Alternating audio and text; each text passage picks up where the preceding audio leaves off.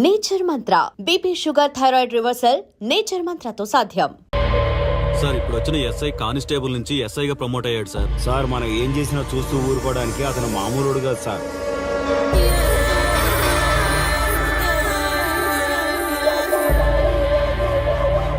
అతను మనకు అలవాటు అయ్యేంత వరకు మనం కొంచెం కంట్రోల్లో ఉందాం సార్. రేయ్, వార్నింగ్ ఇస్తున్నావా విషయం చెప్తున్నావా? సార్ మేమేం చెప్పినా మీ మంచి కోసమే సార్. దాన్ని తీసుకొచ్చేరా. మీరైనా చెప్పండి అమ్మా. పెళ్ళాంచేస్తే బాధపడ్డానికి, పోలీసోడంటే భయపడ్డానికి నా కొడుకు కామన్ మ్యాన్ కాదు, కాశీ చెప్పాడికి.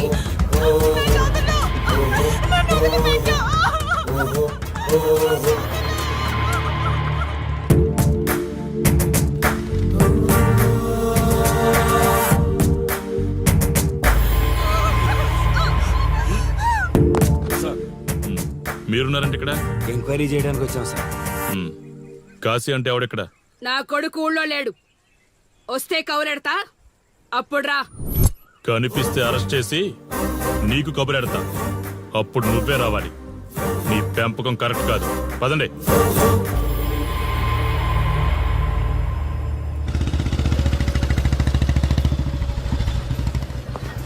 కాశీ ఎక్కడ? వస్తే స్టేషన్కి రమ్మని చెప్పు.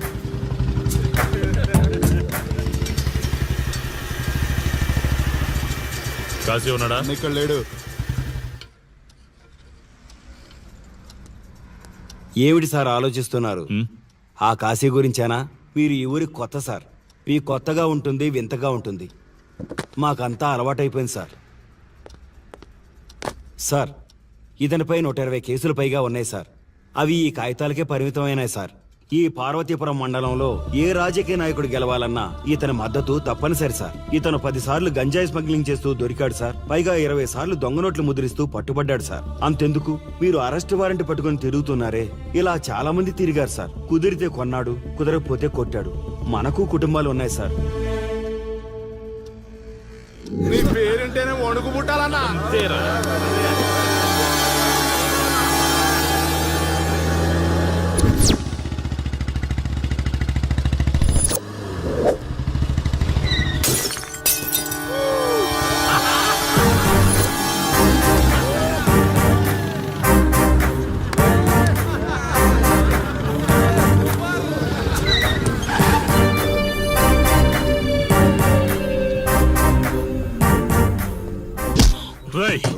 ఒళ్ళు బలిసిందా?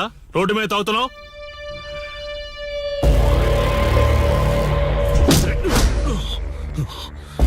ఈ నర్సీపురం ఊర్లో కాశీ ఒంటి మీద చెయ్యేసావంటే కాటికి టికెట్ కన్ఫర్మ్ అయినట్టే. కరెక్ట్ గా దొరికావురా.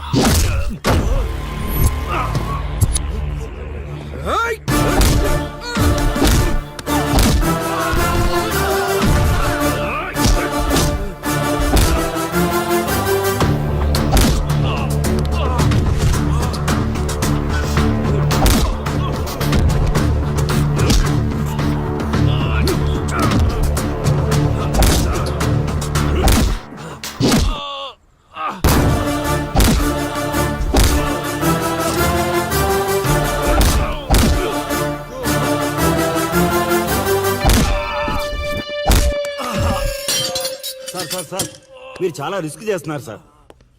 నేను డ్యూటీ చేస్తున్నాను. 3 రోజులు గవర్నమెంట్ హాలిడేస్. నేను వైజాగ్ వెళ్తున్నాను. కాశీ అంటే భయపడే వాళ్ళని ఇంటికెళ్ళి భజన చేసుకోమని చెప్పండి. తిరిగి వచ్చాక వాడిని కోర్టులో ప్రొడ్యూస్ చేస్తాను. వాడిని వదిలే ప్రసక్తే లేదు. నమస్తే సార్. ఎక్కడ మీ ఎస్ఐ? వద్దా? ఎందుకు వద్దన్నావు కాశీ? చెత్త నా కొడక, ఊర్లో కాశీని విధవం చేసి వదిలేద్దామనుకుంటున్నావా? కాశీ పేరు వింటేనే ఊళ్ళో ఉచ్చ పోసుకునేవాళ్ళు, కానీ ఇప్పుడు కాశీ ఫోటో కనిపిస్తే ఉచ్చ పోసేలా చేశాడు. ప్రాబ్లం నాది, పోయిన పరువు నాది. నేను చూసుకుంటాను పో.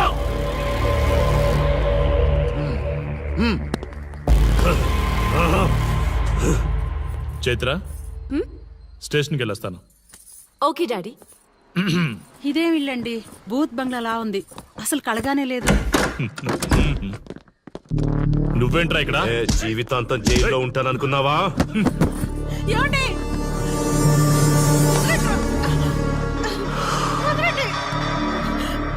ఇంట్లో అసలు అందమే లేదురా. రాయ్ ఏంట్రా వాగుతున్నావు? డాడీ ఏమండి?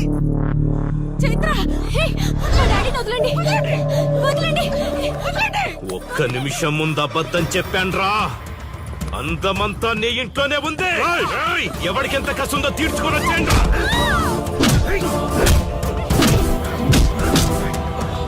ఏమండి?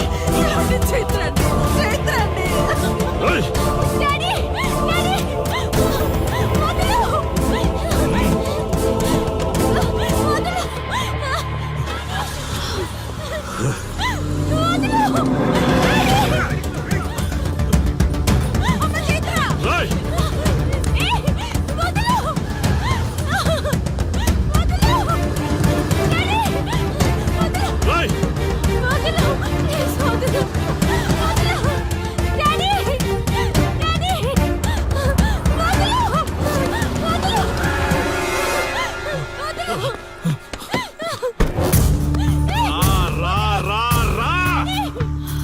నీ డ్యూటీ నువ్వు చేసుకో, తప్పు లేదు.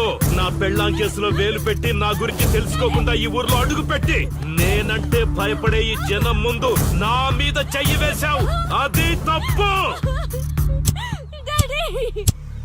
చూడు చూడు, నువ్వేం పోలీసోడివిరా? కిలోమీటర్ పరిగెత్తేసరికి ఒంట్లో ఓపిక చచ్చిపోయిందా? డాడీ వదలు. డాడీ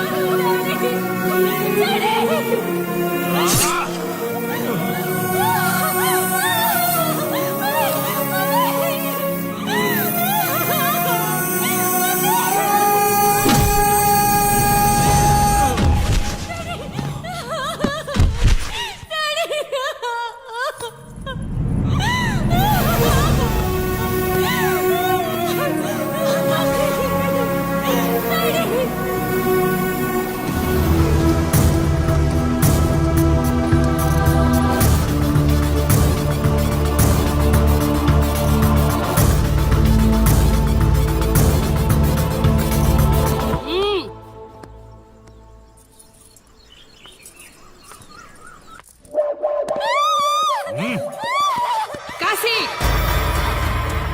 నొప్పి ఒక్క రోజు తెలిస్తే చాలదు. నువ్వు 3 రోజులు జైల్లో ఉన్నావు. అది జీవితాంతం మన ఇంట్లో బందీగా ఉండాలి.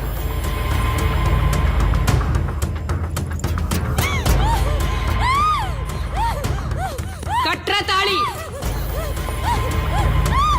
ఎక్కడికి పోతాను?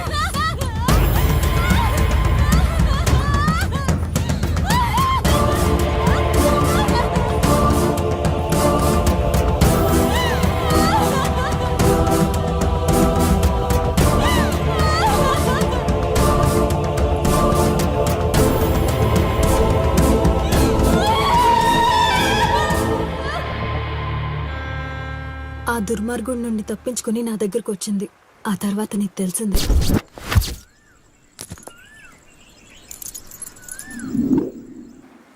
ఇంతకీ ఏ ఊరన్నావు?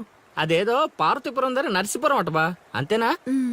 ఒరే శర్మ గారు, ప్రయాణానికి సిద్ధం చేయరా.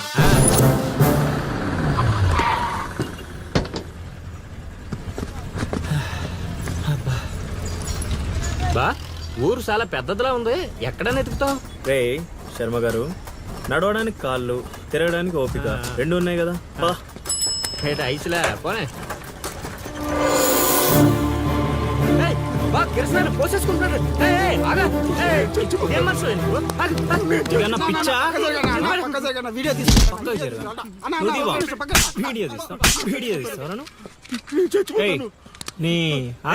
మాట్లాడుతున్నాడు కదా, ఆగలేవా? అసలు నీ ప్రాబ్లం ఏంటి?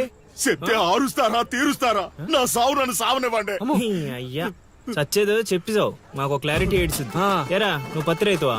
కాదు, వరి రైతుని. వరికి పురుగు పట్టిందా? కాదు, పంట కూడా బానే పండింది, డబ్బు కూడా చేతికొచ్చింది. పంట పండితే పండగ చేసుకోవాలి, ఈ సావులేంట్రా? బావా, నువ్వేం డీల్ చేయి, నేను వెళ్ళి చైత్ర గురించి తెలుసుకొని వస్తాను. ఇప్పుడు చెప్పు అంకుల్, ఏంటి నీ ప్రాబ్లం? నేను ఇడికాడ అప్పు తీసుకున్నాను. డబ్బులు వచ్చా అన్నావు కదా, ఇచ్చేయి. ఇచ్చేద్దామని నిన్ను అనుకున్నాను ఆడసలు పుచ్చుకోనే లేదు. ఎందుకు వడ్డీ ఎక్కువైందా? వడ్డీ వాడు పక్కన ఉంచే. ఆడ అసలే వద్దన్నాడు. మంచిదేగా, డబ్బులు మిగిలాయి. ఆ, ఏటి మిగిలేది? సిక్కంతా ఇక్కడే ఉంది. ఊరు అమ్మోరు పండుగ మొదలై 3 రోజులు అయింది. అయితే ఏటైతే ఆడి దగ్గర అప్పు తీసుకున్న వాళ్ళందరి ఇంటి ముందుని రోజుకు ఒక డ్రామా వేస్తున్నాడు. అదిగో టెంట్ కూడా రెడీ అయిపోయినది. టెంటేస్తే అది నీకు టెంట్ లాగా ఉందా, నాకు పాళ్ళలాగా ఉంది. ఆ? అర్థం కాలేదా? రా చూద్దుగానే. అదిగో చూడు, ఇదిగో ఇది పరిస్థితి. నేను నీడి ఇంటి ముందు వేసినారు, ఇవాళ నా ఇంటి ముందు వేస్తున్నారు. ఏవే ఆ కిరసనాయిల్ డబ్బా అటుకురా. ఎవడరా బాబు, జనాలు సావక ముందనే సమాధులు ఎక్కిస్తున్నాడు. ఎందరెందరో మహానుభావులను పొట్టన పెట్టుకున్నావు శ్మశానమా, నీకు ఇసుమంతైనను జాలి లేదా? ఎన్నో ఏండ్లు గతించిపోయినవి కానీ ఈ శ్మశాన స్థలిన్ కన్నులు మొచ్చిన మందభాగ్యుడు ఒక్కడైనను లేచిరాడు.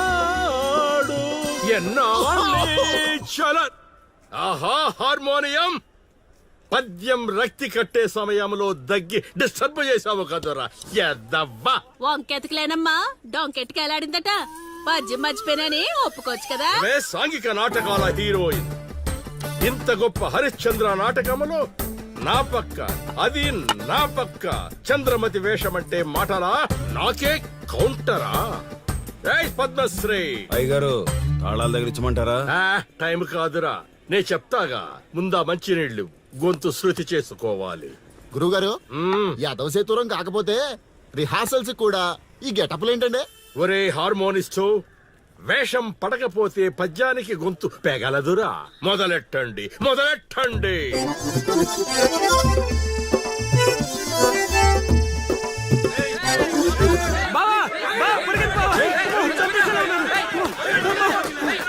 ఏం చేసావురా? నేనేం చేయలేదు బావా. ఈ ఊళ్ళో చైత్ర అనే అమ్మాయి ఉంది, మీకు తెలుసా అని అడిగా.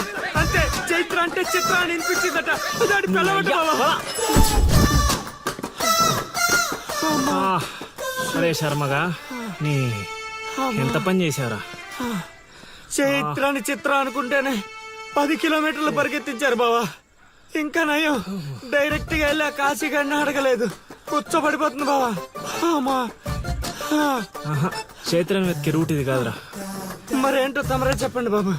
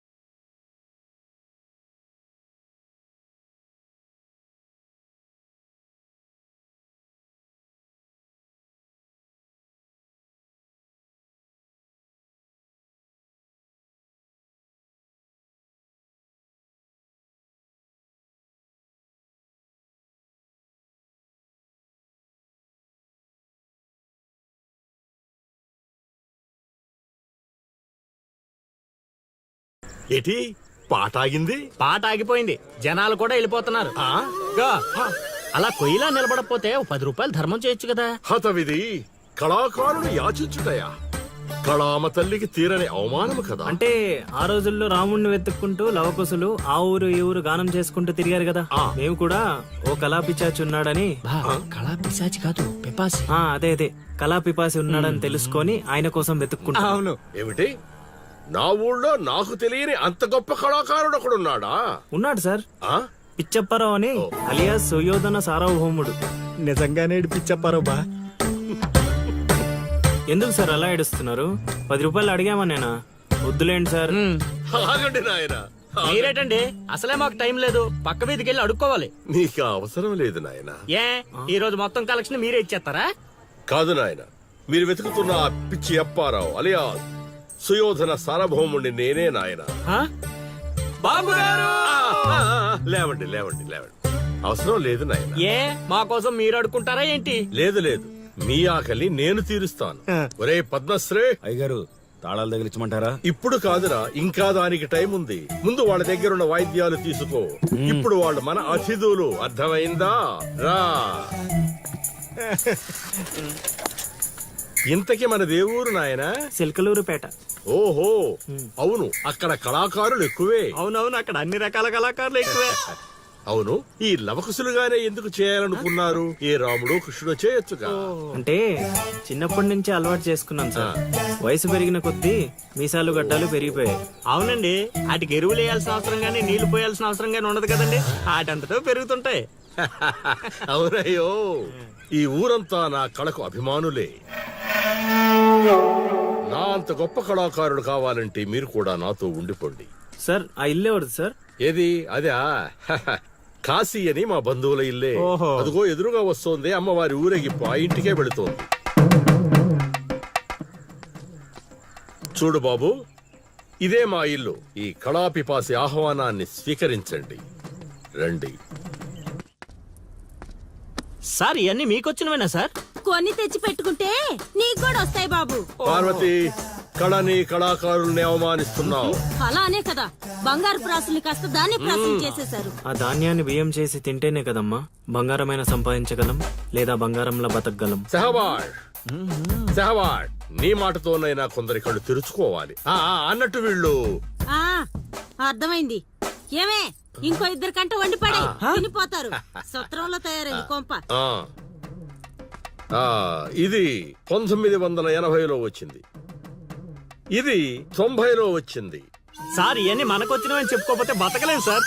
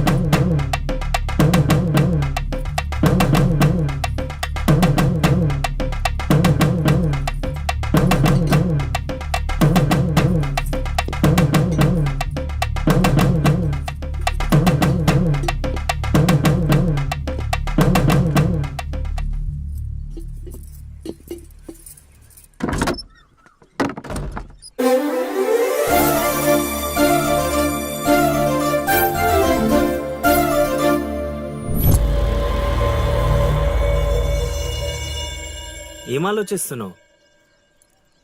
వెళ్ళిపోదాం పద ఇక్కడి నుంచి. ఎక్కడికి? మన ఊరికి. నాకే ఊరు లేదు. మా అమ్మ నాన్న చనిపోయి చాలా కాలమైంది. నేను ఒంటరి. అయినా నన్ను రమ్మడానికి నువ్వెవరు? అదేంటి అలా మాట్లాడుతున్నావు? నీకేమన్నా పిచ్చా? పద వెళ్దాం. ఒక్కసారి చెప్తే అర్థం కాదా? అయినా నీకు నాకు ఏంటి సంబంధం? ఏంటి సంబంధమా? ఒంటరి అన్నావు కదా, అదే ఒంటరిగా ఉన్నప్పుడు నీ మనసును అడుగు. నేను నిన్నెంత ప్రేమిస్తున్నానో నువ్వు నన్ను అంతే ప్రేమిస్తున్నావు అని అదే చెప్తుంది.